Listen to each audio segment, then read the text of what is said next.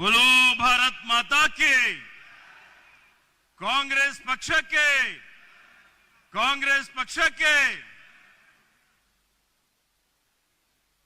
ಆತ್ಮೀಯ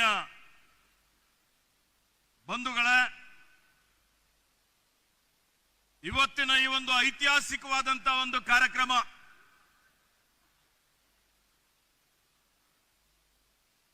ನಮ್ಮ ಸರ್ಕಾರ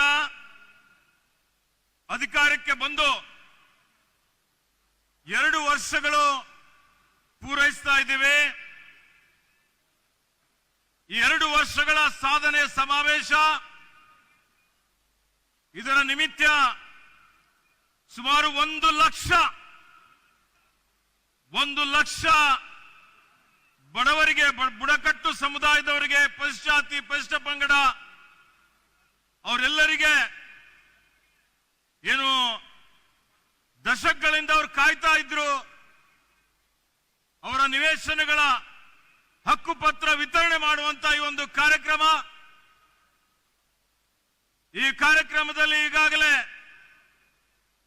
ಇದಕ್ಕೆ ಉದ್ಘಾಟನೆ ಮಾಡಲಿಕ್ಕೆ ನಮ್ಮೆಲ್ಲರ ನೆಚ್ಚಿನ ನಾಯಕರಾದಂತ ಭಾರತೀಯ ರಾಷ್ಟ್ರೀಯ ಕಾಂಗ್ರೆಸ್ನ ಅಧ್ಯಕ್ಷರಾದಂತ ಮಾನ್ಯ ಮಲ್ಲಿಕಾರ್ಜುನ್ ಖರ್ಗೆಜಿ ಅವರು, ಲೋಕಸಭೆಯಲ್ಲಿ ಪ್ರತಿಪಕ್ಷ ನಾಯಕರು, ನಮ್ಮೆಲ್ಲರ ಈ ದೇಶದ ಭವಿಷ್ಯದ ನಾಯಕರಾದಂತ ಮಾನ್ಯ ಶ್ರೀ ರಾಹುಲ್ ಗಾಂಧೀಜಿ ಅವರು, ನಮ್ಮೆಲ್ಲರ ನೆಚ್ಚಿನ ಮುಖ್ಯಮಂತ್ರಿಗಳಾದಂತ ಮಾನ್ಯ ಸಿದ್ದರಾಮಯ್ಯಜಿ ಅವರು, ಪಿಸಿಸಿ ಅಧ್ಯಕ್ಷರಾದಂತ ಶ್ರೀ ಡಿ.ಕೆ. ಶಿವಕುಮಾರ್ ಅವರು ಬರ್ತಾ ಇದ್ದಾರೆ. ಮತ್ತೆ ಈ ಕಾರ್ಯಕ್ರಮ ಆಯೋಜನೆ ಮಾಡಿದಂತ ಕಂದಾಯ ಇಲಾಖೆ ಸಚಿವರು, ನನ್ನ ಆತ್ಮೀಯ ಮಿತ್ರರಾದಂತ ಮಾನ್ಯ ಕೃಷ್ಣ ಬೈರೇಗೌಡರಿಗೂ ಮತ್ತು ಮಾನ್ಯ ಜಮೀರ್ ಅಹಮದ್ ರವರಿಗೂ, ಎಲ್ಲರಿಗೆ, ವಿಶೇಷವಾಗಿ ವೇದಿಕೆ ಮೇಲೆ ಆಸೀನರಾದಂತ ಎಲ್ಲರಿಗೂ ಮತ್ತು ಎಲ್ಲ ಇಲ್ಲಿಗೆ ಆಗಮಿಸಿದಂತ ನಮ್ಮ ರಾಜ್ಯದ ತಮ್ಮೆಲ್ಲರಿಗೆ ಇವತ್ತಿನ ಒಂದು ಕಾರ್ಯಕ್ರಮದ ಹಾರ್ದಿಕ ಅಭಿನಂದನೆ ಮತ್ತು ಶುಭಾಶಯಗಳನ್ನು ಕೋರ್ತಾ ಇದ್ದೇನೆ. ಆತ್ಮೀಯ ಬಂಧುಗಳೇ, 2 ವರ್ಷದ ಕೆಳಗಡೆ ಇವತ್ತು ಈ ರಾಜ್ಯದ ಜನ ಏನು ಭಾರತೀಯ ಜನತಾ ಪಕ್ಷದ ದುರಾಡಳಿತ, ಅವರ ಭ್ರಷ್ಟಾಚಾರ, ಅವರ ಅನೀತಿ ಸರ್ಕಾರ ಅದೆಲ್ಲಕ್ಕೆ ಬೇಸತ್ತು ಕರ್ನಾಟಕ ರಾಜ್ಯದಲ್ಲಿ ಭಾರತೀಯ ಜನತಾ ಪಕ್ಷವನ್ನು ಬುಡ ಸಮೇತ ಕಿತ್ತಾಕಿ ನಮ್ಮೆಲ್ಲ ನಾಯಕರ ನೇತೃತ್ವದಲ್ಲಿ ಇವತ್ತು ಕಾಂಗ್ರೆಸ್ ಪಕ್ಷ ನಿಮ್ಮೆಲ್ಲರ ಆಶೀರ್ವಾದದಿಂದ ಅಧಿಕಾರಕ್ಕೆ ಬಂದಿದೆ. ಅಧಿಕಾರಕ್ಕೆ ಬಂದು ಈ 2 ವರ್ಷಗಳ ಅವಧಿಯಲ್ಲಿ ಕಾಂಗ್ರೆಸ್ ಸರ್ಕಾರ ನೀವು ನೋಡಬಹುದು, ನಾವು ಏನೇನು ಭರವಸೆಗಳನ್ನು ಕೊಟ್ಟಿದ್ದೇವೆ. ಚುನಾವಣಾ ಪೂರ್ವದಲ್ಲಿ 5 ಗ್ಯಾರಂಟಿ ಕೊಟ್ಟಿದ್ದೇವೆ.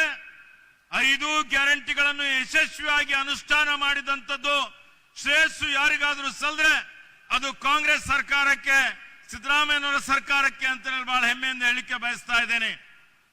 ಆತ್ಮೀಯ ಬಂಧುಗಳೇ, ಇವತ್ತು ಇಡೀ ದೇಶದಲ್ಲಿ ನೀವು ನೋಡಿ, ಬಹಳಷ್ಟು ಜನ ಚುನಾವಣೆ ಸಮಯದಲ್ಲಿ ಭರವಸೆ ಕೊಡ್ತಾರೆ, ಆದರೆ ಭರವಸೆ ಈಡೇರಿಸಲಿಕ್ಕೆ ಆಗೋದಿಲ್ಲ.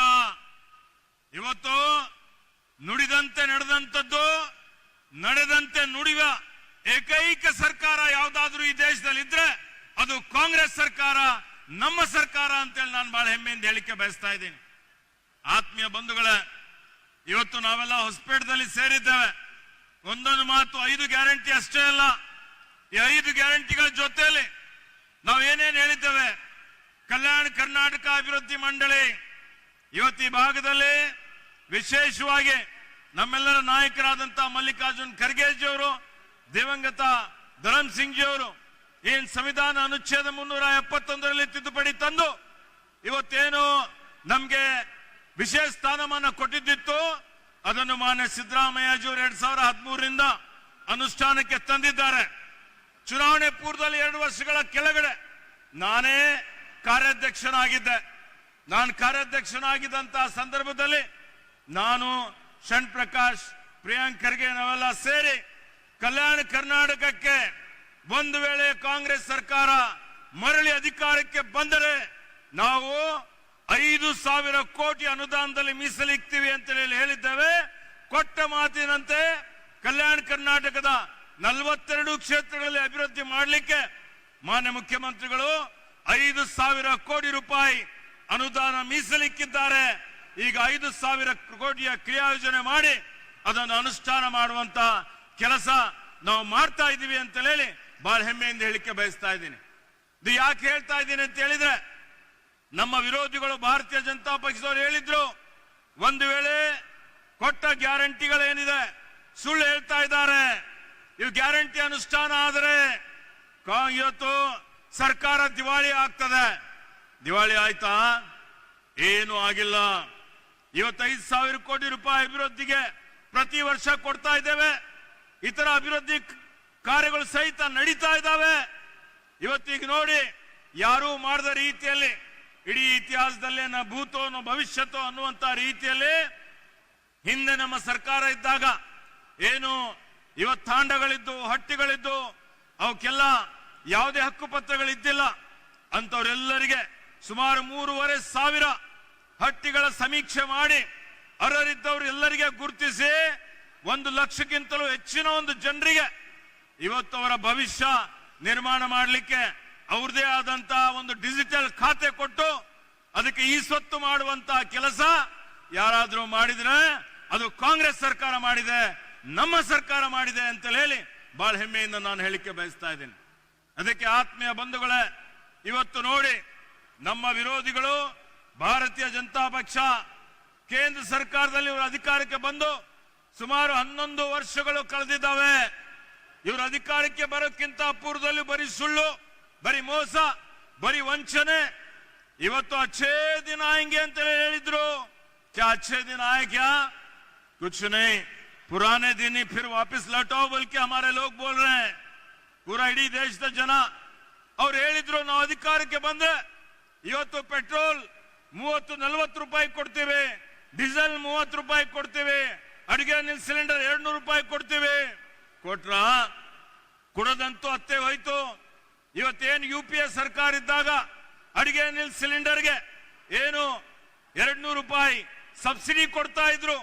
ಆ ಸಬ್ಸಿಡಿನೂ ಕಿತ್ಕೊಳ್ಳುವಂತ ಕೆಲಸ ಇವತ್ತು UPA ಅಂದ್ರೆ ಇದ್ದಾಗ ಮಾಡಿದ್ರು. NDA BJP ಸರ್ಕಾರ ಅದನ್ನು ವಾಪಸ್ ಕಿತ್ಕೊಂಡಿದೆ. ಇವತ್ತು ಬೆಲೆ ಏರಿಕೆ ನೋಡಿ, ಸುಮಾರು ಇವರೆಲ್ಲ ಈ ಬೆಲೆ ಏರಿಕೆಯಿಂದ ಜನ ಕಂಗಾಲಾಗಿದ್ದಾರೆ, ಬಡವರಾಗ್ತಾ ಇದ್ದಾರೆ. UPA ಸರ್ಕಾರ ಇದ್ದಾಗ ಮನಮೋಹನ್ ಸಿಂಗ್ ರವರ ಕಾರ್ಯಕಾಲದಲ್ಲಿ 27 ಕೋಟಿ ಜನರಿಗೆ ಬಡತನ ರೇಖೆಗಿಂತ ಮೇಲೆತ್ತುವಂತ ಕೆಲಸ ಇವತ್ತು ಸೋನಿಯಾ ಗಾಂಧೀಜಿಯವರ ನೇತೃತ್ವದಲ್ಲಿ ನಡೆದಿತ್ತು. ಆದರೆ ಕೇಂದ್ರದ BJP ಸರ್ಕಾರ ಬಂದ ನಂತರ ಬಡವರು ಇನ್ನು ಹೆಚ್ಚಿನ ಒಂದು ಬಡವರಾಗ್ತಾ ಇದ್ದಾರೆ. ಬಡವರಿಗೆ ಮುಗಿಸ್ಬಿಡುವಂತ ಕೆಲಸ ಕೇಂದ್ರದ BJP ಸರ್ಕಾರ ಮಾಡ್ತಾ ಇದೆ. ಇವತ್ತು ಅವರೇನು BJP ಇವತ್ತು ಬಡವರ ರಕ್ತ ಹಿಂಡುವಂತ ಒಂದು ಕೆಲಸ ಮಾಡಿ ಬರೀ ಉದ್ಯೋಗಪತಿಗಳಿಗೆ ಸಹಕಾರ ಮಾಡುವಂತ ಕೆಲಸ ಭಾರತೀಯ ಜನತಾ ಪಕ್ಷ ಮಾಡ್ತಾ ಇದೆ. ನೀವು ನೋಡ್ತಾ ಇದ್ದೀರಿ. ಇವತ್ತು ಕಾಂಗ್ರೆಸ್ UPA ಸರ್ಕಾರ ಇದ್ದಾಗ ಮನಮೋಹನ್ ಸಿಂಗ್ ರವರು 72,000 ಕೋಟಿ ರೂಪಾಯಿ ಸಾಲ ಮನ್ನಾ ಮಾಡಿದ್ರು. ಅವಾಗ ಹೇಳಿದ್ರು ಇವರು ಸಾಲ ಮನ್ನಾ ಮಾಡಿದ್ರೆ ದಿವಾಳಿ ಆಗುತ್ತೆ ಅಂತ. ಮತ್ತೆ BJP ಅವರು ಮಾನ್ಯ ಸಿದ್ದರಾಮಯ್ಯಯವರ ಕಾರ್ಯಕಾಲದಲ್ಲಿ 50,000 ರೂಪಾಯಿವರೆಗೆ ಸಾಲ ಮನ್ನಾ ಮಾಡಿದ್ರು. ಆದ್ರೆ BJP ಈಗ ನಾವು ಕೇಂದ್ರದಲ್ಲಿ ಸಾಲ ಮನ್ನಾ ಮಾಡಿದ್ರೆ ಅಂತ ಹೇಳಿದ್ರೆ ಖಜಾನೆ ಖಾಲಿ ಆಗ್ತದೆ ಅಂತ ಹೇಳ್ತಾರೆ. ಆದರೆ ಸುಮಾರು ಕೆಲವು ಬೆರಳೆಣಿಕೆಯಷ್ಟು ಏನು ಉದ್ಯೋಗಪತಿಗಳಿದ್ದಾರೆ, ಬಂಡವಾಳಶಾಹಿಗಳಿದ್ದಾರೆ, ಅವರ 16 ಲಕ್ಷ ಕೋಟಿ ಸಾಲ ಮನ್ನಾ ಈ ಭಾರತೀಯ ಜನತಾ ಪಕ್ಷದ ಕೇಂದ್ರ ಸರ್ಕಾರ ಮಾಡಿದೆ. ಇವರಿಗೆ ನೈತಿಕತೆ ಇದೆಯಾ? ಇವರಿಗೆ ಬಡವರ ಬಗ್ಗೆ ಕಳಕಳಿ ಇದೆಯಾ? ಕಾಳಜಿ ಇದೆಯಾ? ನಾವೆಲ್ಲ ಆಲೋಚನೆ ಮಾಡಬೇಕಾಗ್ತದೆ. ಆತ್ಮೀಯ ಬಂಧುಗಳೇ, ಕಾಂಗ್ರೆಸ್ ಪಕ್ಷಕ್ಕೆ 140 ವರ್ಷಗಳ ಇತಿಹಾಸ ಇದೆ. ಈ ದೇಶಕ್ಕೆ ಸ್ವಾತಂತ್ರ್ಯ ಕೊಟ್ಟು, ತ್ಯಾಗ ಮಾಡಿ, ಬಲಿದಾನ ಕೊಟ್ಟು ದೇಶವನ್ನು ಮುನ್ನಡೆಸಿ ಆಧುನಿಕ ಭಾರತ ನಿರ್ಮಾಣ ಮಾಡಿ ನಾವೆಲ್ಲ ಜಗತ್ತಿನಲ್ಲಿ ತಲೆ ಎತ್ತಿ ಮೆರೆಯುವಂತೆ ಮಾಡಿದಂತಹ ಕೀರ್ತಿ ಕಾಂಗ್ರೆಸ್ ಪಕ್ಷಕ್ಕೆ ಸಲ್ತದೆ. ಎಲ್ಲಾ ಜಾತಿ, ಎಲ್ಲಾ ಭಾಷೆ, ಎಲ್ಲಾ ಧರ್ಮೀಯ ಜನರಿಗೆ ತನ್ನ ಜೊತೆಯಲ್ಲಿ ತೆಗೆದುಕೊಂಡು ಹೋಗುವಂತ ಏಕೈಕ ಪಕ್ಷ ಯಾವ್ದಾದ್ರು ಇದ್ರೆ ಅದು ಕಾಂಗ್ರೆಸ್ ಪಕ್ಷ ಇದೆ. ನಾವು ಅರ್ಥ ಮಾಡಿಕೊಳ್ಬೇಕಾಗ್ತದೆ. ಅದಕ್ಕೆ ಆತ್ಮೀಯ ಬಂಧುಗಳೇ, ಇವತ್ತೇನು ಭಾರತೀಯ ಜನತಾ ಪಕ್ಷ ಇವತ್ತು ಯಾವ ರೀತಿಯಲ್ಲಿ ಜಾತಿಗಳಲ್ಲಿ ಧರ್ಮಗಳಲ್ಲಿ ಒಡೆದಾಳುವ ನೀತಿ ಅನುಸರಿಸಿ ಭಾವನಾತ್ಮಕ ವಿಷಯಗಳನ್ನು ಕೆರಳಿಸಿ ಇವತ್ತು ಸಮಾಜವನ್ನು ಒಡೆಯುವಂತ ಕೆಲಸ ಮಾಡ್ತಾ ಇದ್ದಾರೆ. ಇವತ್ತು ಮೊನ್ನೆ ರಾಹುಲ್ ಗಾಂಧಿ ಅವರು ಸಮಾಜವನ್ನು ಒಗ್ಗೂಡಿಸುವಂತ ಕೆಲಸ ಭಾರತ್ ಜೋಡೋ ಮಾಡಬೇಕು ಅಂತ ಹೇಳಿ ಸಾವಿರಾರು ಕಿಲೋಮೀಟರ್ ರಾಹುಲ್ ಗಾಂಧೀಜಿಯವರು ಪಾದಯಾತ್ರೆ ಮಾಡಿದ್ರು. ಭಾರತೀಯ ಜನತಾ ಪಕ್ಷ ಮಾಡ್ತಾ ನೋಡಿ. ಇವ್ರು ಪ್ರಧಾನಮಂತ್ರಿಗಳು ಏನಾದ್ರು ಮಣಿಪುರ್ಗೆ ಭೇಟಿ ಕೊಟ್ರ? ರಾಹುಲ್ ಜಿ ಅವರು ಹೋದ್ರು 2 ಸಲ. ಇವತ್ತು ಇವ್ರು ಬರೀ ಏನು ರಾಷ್ಟ್ರೀಯತೆ ದೇಶಭಕ್ತಿ ಇವ್ರು ಗುತ್ತಿಗೆ ಪಡೆದಂತವ್ರೆ ಕಿರ್ಚಾಡ್ತಾರೆ. ಆದರೆ ಇವ್ರ ಇತಿಹಾಸ ನೋಡಿದ್ರೆ ಇವರು ಯಾರಿಗೆ ನಾಯಕರಿದ್ದಾರೆ ಅವರೆಲ್ಲರೂ ಸ್ವಾತಂತ್ರ್ಯ ಪೂರ್ವದಲ್ಲಿ ಬ್ರಿಟಿಷರ ಜೊತೆಯಲ್ಲಿ ಶಾಮೀಲಾಗಿದ್ರು. ಅದಕ್ಕೆ ಇವತ್ತು ಈ ದೇಶಕ್ಕಾಗಿ ಹೋರಾಟ ಮಾಡಿದ್ದು, ತ್ಯಾಗ ಮಾಡಿದ್ದು ಇವತ್ತು ಕಾಂಗ್ರೆಸ್ ಪಕ್ಷ. ಇವತ್ತು ದೇಶದ ಮೇಲೆ ಯಾವಾಗ ದಾಳಿ ಆಗಿದೆ, ಸಂಸತ್ತಿನ ಮೇಲೆ ದಾಳಿ ಆಗಿದ್ದಂಥದ್ದು ಬಿಜೆಪಿ ಅಧಿಕಾರದಲ್ಲಿದ್ದಾಗ, ಕಂದರ್ನಲ್ಲಿ ವಿಮಾನ ಅಪಹರಣ ಆಗಿದ್ದು ಬಿಜೆಪಿ ಅಧಿಕಾರದಲ್ಲಿದ್ದಾಗ, ಉರಿ ದಾಳಿ ಬಿಜೆಪಿ ಅಧಿಕಾರದಲ್ಲಿದ್ದಾಗ, ಅಕ್ಷರಧಾಮ ದಾಳಿ ಬಿಜೆಪಿ ಅಧಿಕಾರದಲ್ಲಿದ್ದಾಗ ಉಗ್ರರು ದಾಳಿ ಮಾಡಿದಂಥದ್ದು, ಇವತ್ತು ಪುಲ್ವಾಮಾ ದಾಳಿ ಬಿಜೆಪಿ ಅಧಿಕಾರದಲ್ಲಿದ್ದಾಗ, ಈಗ ಪಹಲ್ಗಾಮ್ ದಾಳಿನೂ ಬಿಜೆಪಿ ಅಧಿಕಾರದಲ್ಲಿದ್ದಾಗ ಆಗಿದೆ. ಇಡೀ ದೇಶ ರಾಹುಲ್ ಜಿ ಅವರು, ಖರ್ಗೆ ಜಿ ಅವರು ನಾವೆಲ್ಲ ನಿಮ್ ಜೊತೆಯಲ್ಲಿದ್ದೀವಿ ಅಂತೇಳಿ ಹೇಳಿದ್ರು. ಇವತ್ತಿನ ದಿವಸ ಯಾರೇ ಉಗ್ರರಿರ್ಬೋದು ಅವ್ರಿಗೆ ಪತ್ತೆ ಹಚ್ಚಿ ಶಿಕ್ಷೆ ಕೊಡುವಂತ ಕೆಲಸ ಇವತ್ತು ಮಾಡಬೇಕು ಅನ್ನುವಂತ ಒತ್ತಾಯ ಪದೇ ಕಾಂಗ್ರೆಸ್ ಪಕ್ಷ ಮಾಡ್ತಾ ಇದೆ. ಕಾಂಗ್ರೆಸ್ ಪಕ್ಷ ಈ ದೇಶದ ಏಕತೆ, ಅಖಂಡತೆ, ಸಮಗ್ರತೆ ಉಳಿಸ್ಕೊಳ್ಳಿಕ್ಕೆ ಯಾವುದೇ ತ್ಯಾಗಕ್ಕೂ ಸಿದ್ಧ ಆಗಿದೆ. ಆದರೆ ಭಾರತೀಯ ಜನತಾ ಪಕ್ಷದ ಏನಿವತ್ತು ಒಡೆದಾಳುವ ನೀತಿಯಿಂದ ಈ ದೇಶಕ್ಕೆ ಸಮಗ್ರತೆಗೆ ಅಪಾಯ ಇದೆ ಅನ್ನುವಂಥದ್ದು ನಾವೆಲ್ಲ ತಿಳ್ಕೊಳ್ಬೇಕಾಗ್ತದೆ. ಅದಕ್ಕೆ ಆತ್ಮೀಯ ಬಂಧುಗಳೇ, ಇವತ್ತು ಏನ್ ತಾವೆಲ್ಲ ಇಲ್ಲಿ ಸುಮಾರು ಬೇರೆ ಭಾಗದಿಂದ ಬಂದಿದ್ದೀರಿ. ಮಳೆನೂ ಬರ್ತಾ ಇದೆ. 2 ವರ್ಷ ಪೂರೈಸಿದ್ದೇವೆ. ಮತ್ತೆ 3 ವರ್ಷ ಬಹಳ ಇವತ್ತು ಸ್ಥಿರವಾದಂತ ಸರ್ಕಾರ, ಕಾಂಗ್ರೆಸ್ ಸರ್ಕಾರ, ಜನಪರ ಜೀವಪರ ಸರ್ಕಾರ ಆಡಳಿತ ನಾವು ಕೊಡ್ತೀವಿ. ಅರಣ್ಯ ಸಚಿವನಾಗಿ ಇವತ್ತು ಈ ಭಾಗದಲ್ಲಿ, ರಾಜ್ಯದಲ್ಲಿ ನಾವು ಬಂದ ಮೇಲೆ 2 ವರ್ಷದಲ್ಲಿ 8.5 ಕೋಟಿ ಸಸಿ ನೆಟ್ಟಿದ್ದೇವೆ. ಇವತ್ತು ಅತಿಕ್ರಮಣ ತೆರವು ಮಾಡ್ತಾ ಇದ್ದೇವೆ. ಪರಿಸರ, ಪ್ರಕೃತಿ ಸಂರಕ್ಷಣೆ ಮಾಡುವಂತ ಕೆಲಸ ನಮ್ಮ ಸರ್ಕಾರ, ಕಾಂಗ್ರೆಸ್ ಸರ್ಕಾರ ಮಾಡ್ತಾ ಇದೆ.